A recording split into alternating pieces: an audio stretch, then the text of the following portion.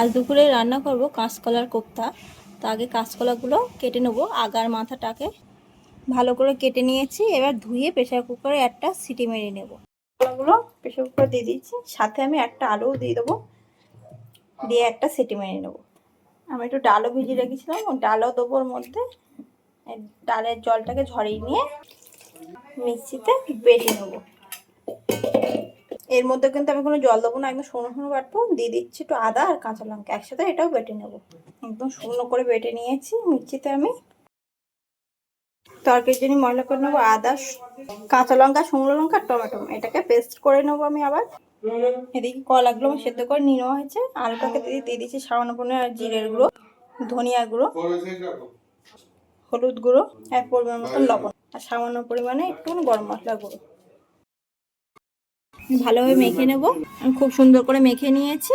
গরম হয়ে গেছে, এর পরিমাণ মতন দিয়ে দিচ্ছি তেল। তেল গরম হয়ে গেছে, এবার আমি এক এক করে সব ভেজে নেব।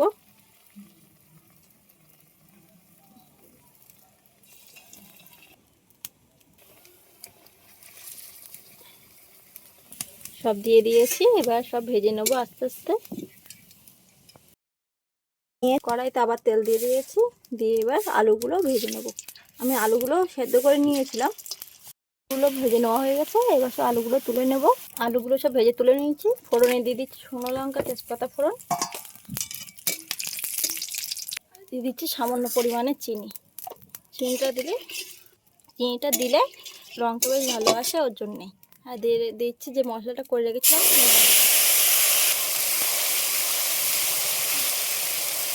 দিয়ে দিলাম জিরে বাটা, হলুদ গুঁড়ো, ধনিয়ার গুঁড়ো,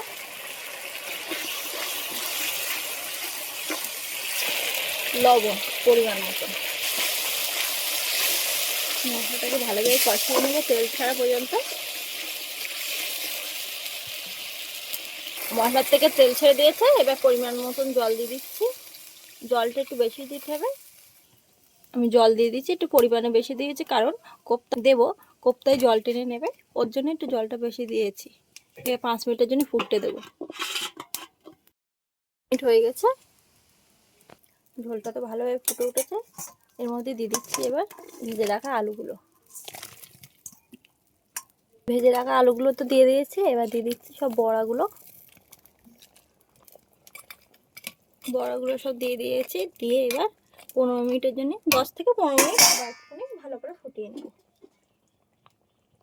ঝোলটা ভালোভাবে ফুটে উঠেছে, এবার দিয়ে দিচ্ছি 1 চামচ ঘি, আর দিয়ে দিচ্ছি গরম মশলার গুঁড়ো। আলুগুলো কিন্তু ভালোভাবে গলে গেছে।